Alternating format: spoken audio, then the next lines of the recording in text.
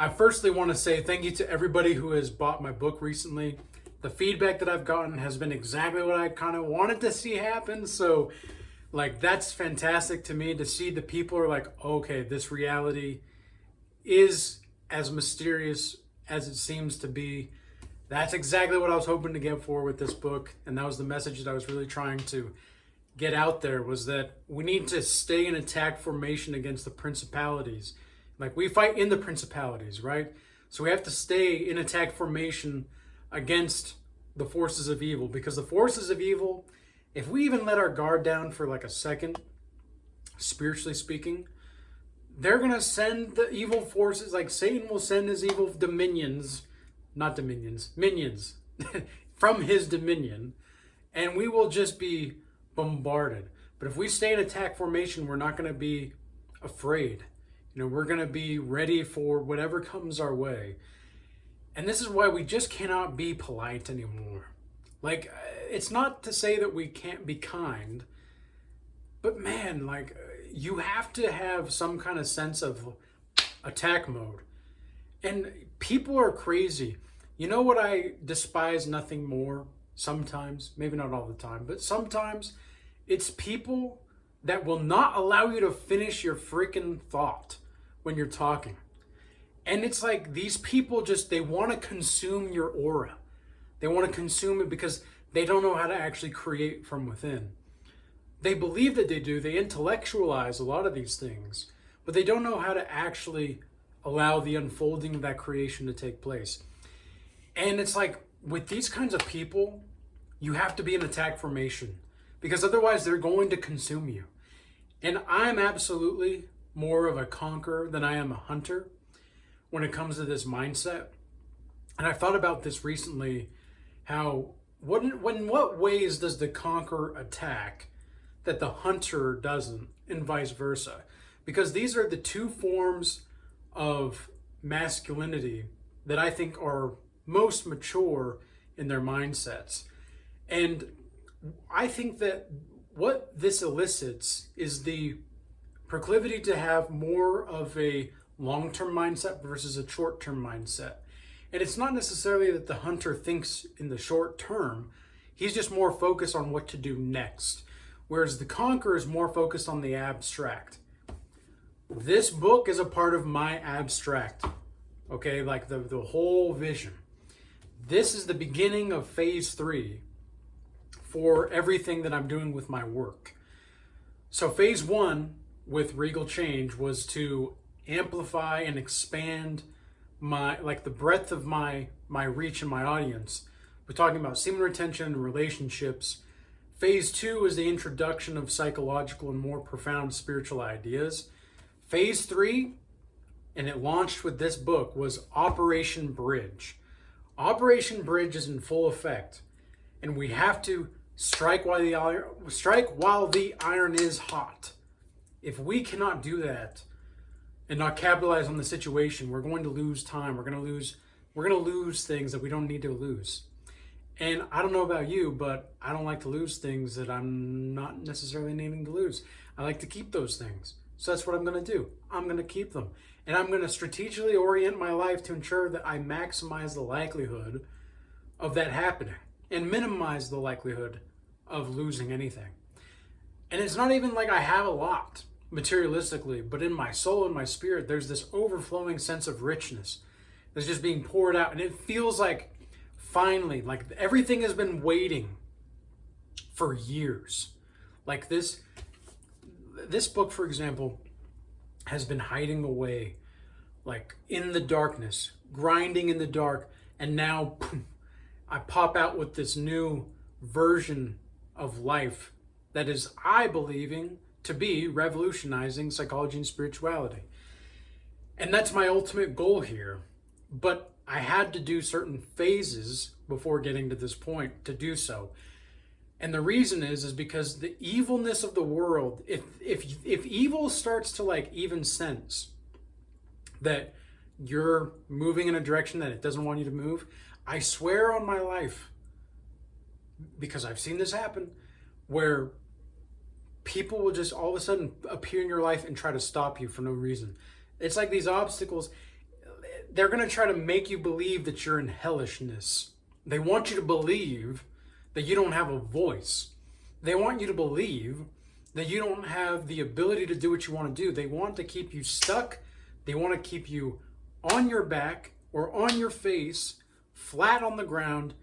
And if you start to rise, there's going to be like 10 devils that are possessing other people that I swear will try to just shove you down. Whether it's through lust, whether it's through wrath, whether it's through greed, whatever the case may be. And you have to have the proper discernment, not the judgment, but the discernment to see through this crap and to stay in attack formation. The devil does not want us to be in attack formation, okay? In the Bible it says that the meek shall inherit the earth. Meek does not mean weak. Let me say it again for the people in the back. Meek does not mean weak. Okay, meek means a controlled sense of power. Okay, a controlled sense of control in of itself.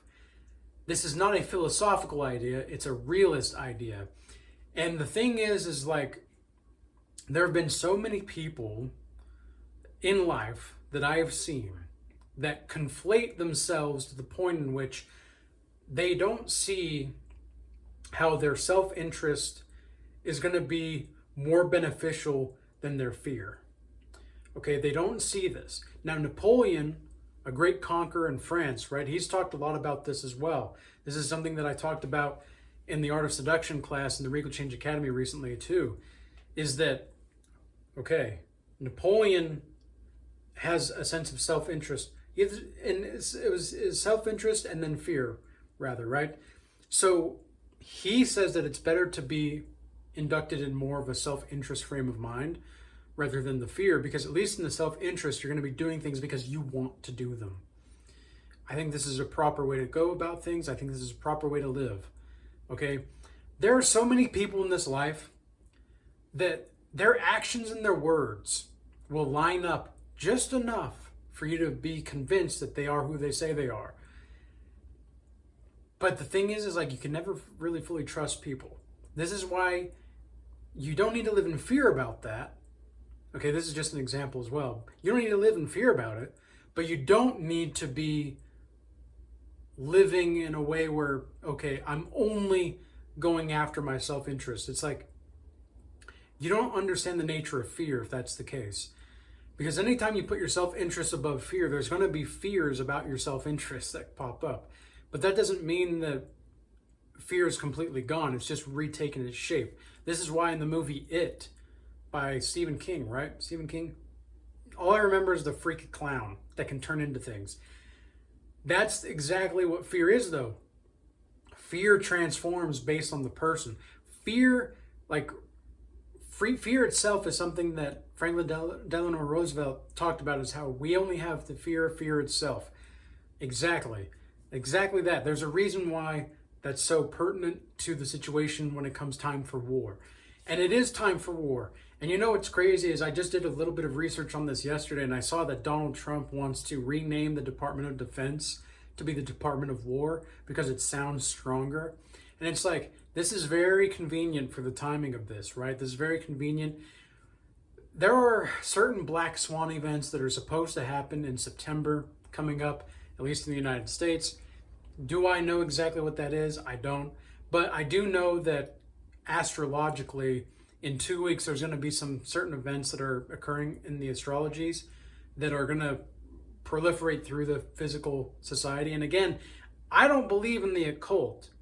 I have faith in Christ, and I don't really follow astrology necessarily, but I understand how the elites see this. I understand how the elites see that this is actually what they believe to be true.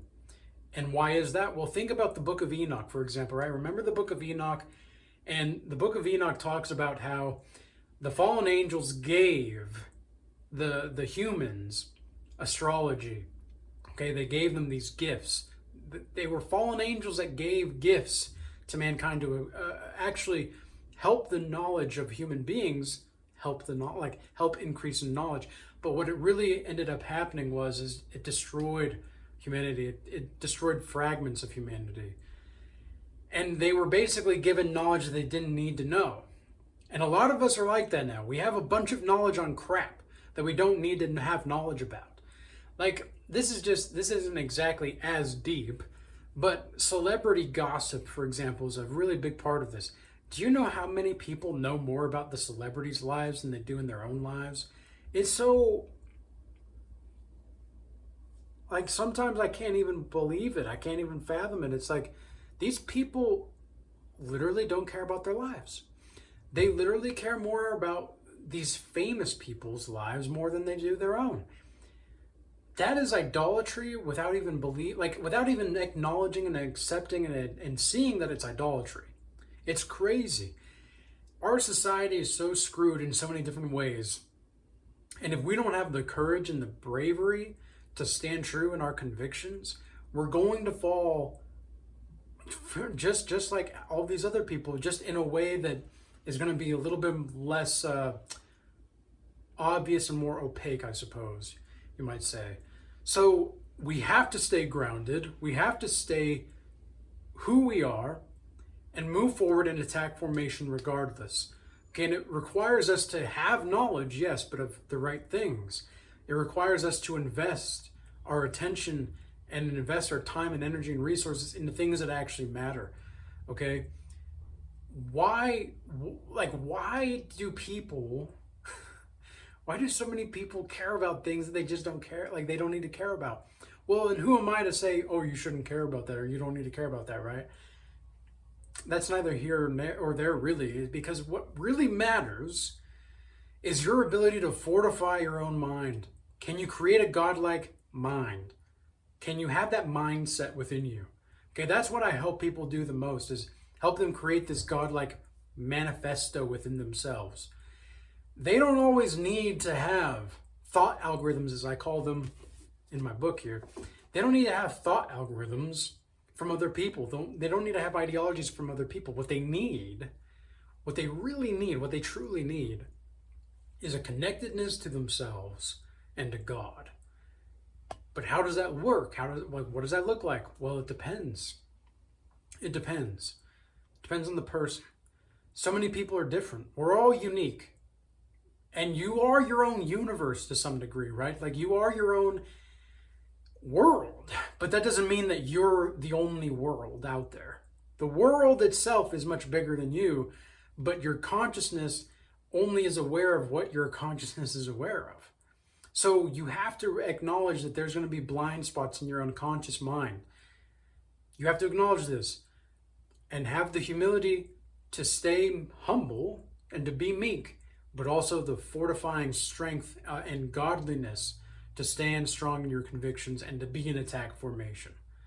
All right, so with all that being said, I'm letting go of the polite, nice guy I've had for quite some time. And it's not to say that I can't be kind and I can't be gentle, but you've got to learn that there's a place for it. All right, there's a place and a time for it. And it's not amongst most people. That's for sure. So with all that being said, peace, and until next time.